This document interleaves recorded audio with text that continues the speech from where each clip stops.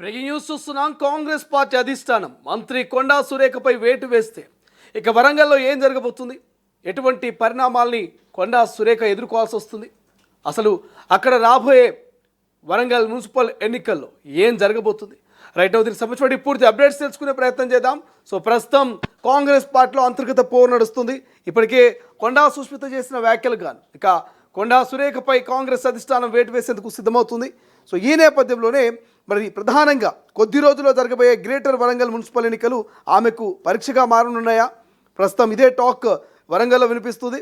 ఒకవేళ సస్పెన్షన్కు గురైన తర్వాత సురేఖ తన మంత్రి పదవికి పార్టీకి రాజీనామా చేసేందుకు నిర్ణయం తీసుకుంటారా?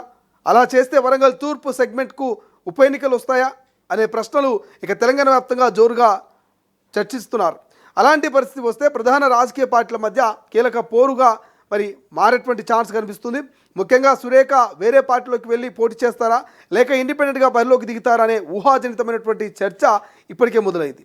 ఇక సస్పెన్షన్ కూడా నెలకొంది. అయితే ఈ ప్రధానంగా సిట్టింగ్ సీటు గెలుపు కోసం కాంగ్రెస్ కొత్త వ్యూహాన్ని రచించుకోవాల్సిందనే చర్చ జరుగుతుంది. ప్రస్తుతానికి ఊహాగానాల స్థానంలో ఉన్నటువంటి ఈ చర్చ ఇంతకు సురేఖపై అధిష్టానం ఎలాంటి నిర్ణయం తీసుకుంటుందనేది కూడా ముందుగా తేలాల్సి ఉందనే అభిప్రాయం వ్యక్తమవుతుంది. బట్ కొండా సురేఖ కూతురు సుష్మిత వ్యాఖ్యలతో మొదలైన ఈ వివాదం ఎమ్మెల్యేలు ఎమ్మెల్సీల ఫిర్యాదులతో మరింత ముదిరింది.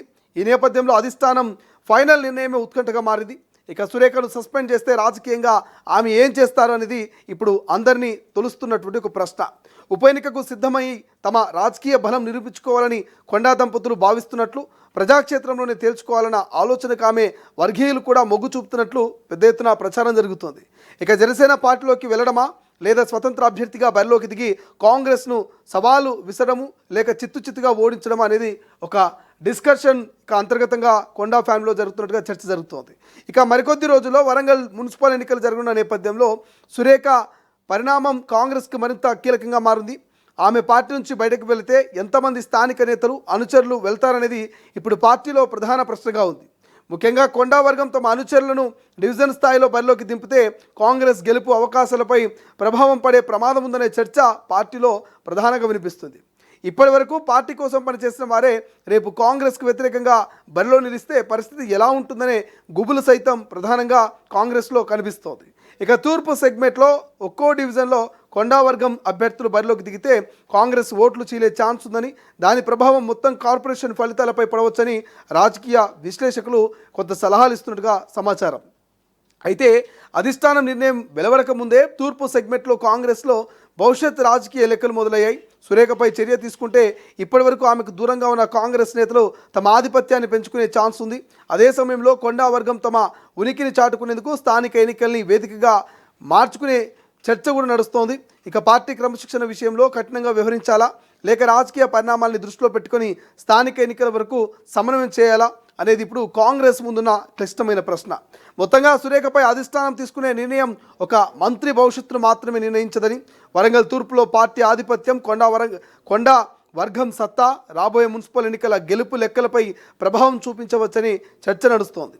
ఇప్పుడు వరంగల్ రాజకీయ వర్గాలంతా మరి ప్రధానంగా ఇప్పుడు వరంగల్ రాజకీయ వర్గాల చూపంతా కూడా కాంగ్రెస్ అధిష్టానం నిర్ణయంపై ఆధారపడి ఉందనే చర్చ కూడా బలంగా వినిపిస్తుంది. బట్ ఏదేమైనప్పటికీ వరంగల్లో కొండా సురేఖకు ఒక అగ్ని పరీక్ష అని చెప్పుకోవచ్చు. కొండా కనుక క్యాబినెట్ నుంచి వెళ్తే ఆమెపై వేటు పడితే రాబోయే మున్సిపల్ ఎన్నికల్లో కాంగ్రెస్ కొంత ఇబ్బందుల పాలయ్యే ఛాన్స్ ఉన్నట్టు కూడా చర్చ జరుగుతుంది. ఓవైపు కొండా వర్గం, మరోవైపు కాంగ్రెస్ వర్గం, ఇట్లా పూర్తిగా వరంగల్ మున్సిపల్లో మరి ఇబ్బందులు ఎదుర్కొనే అవకాశం ఉంది. సో మరి ఏం చేయబోతుంది కాంగ్రెస్ అధిష్టానం? కొండాకు నిజంగా ఇది అగ్ని పరీక్షణ అనే ఒక చర్చ మొదలైంది. ఇంకా అధిష్టానం ఏ నిర్ణయం తీసుకోలేదు. ఆమెను మంత్రి పదవి నుంచి బర్తరఫ్ చేయలేదు.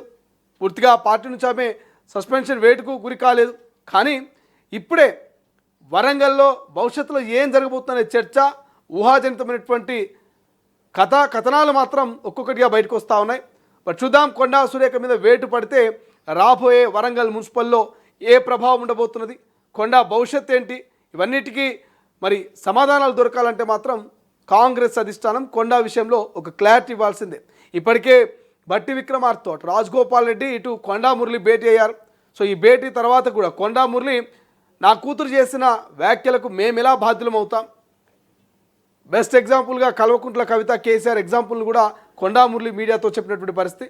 కేవలం బట్టి విక్రమార్కతో నేను బిల్లుల కోసం మాత్రమే భేటీ అయ్యాను తప్ప మరి మా పార్టీకి సంబంధించినటువంటి కొండా సుస్మిత వ్యాఖ్యల మీద నేను భేటీ కాలేదని ఒక క్లియర్గా మీడియాతో చెప్పే ప్రయత్నం కూడా కొండా మురళి చేసిండు.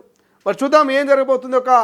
ఒక అగ్ని పరీక్షల ఒక సమస్యల వలయంలో కొండా ఫ్యామిలీ ఉన్నది కాబట్టి వీటన్నిటికీ పులిస్టా పడాలంటే అధిష్టానం నిర్ణయం వెలువడిస్తే కానీ ఈ వార్తా కథనాలకు ఒక పులిస్టా పడే అవకాశం అయితే లేదు.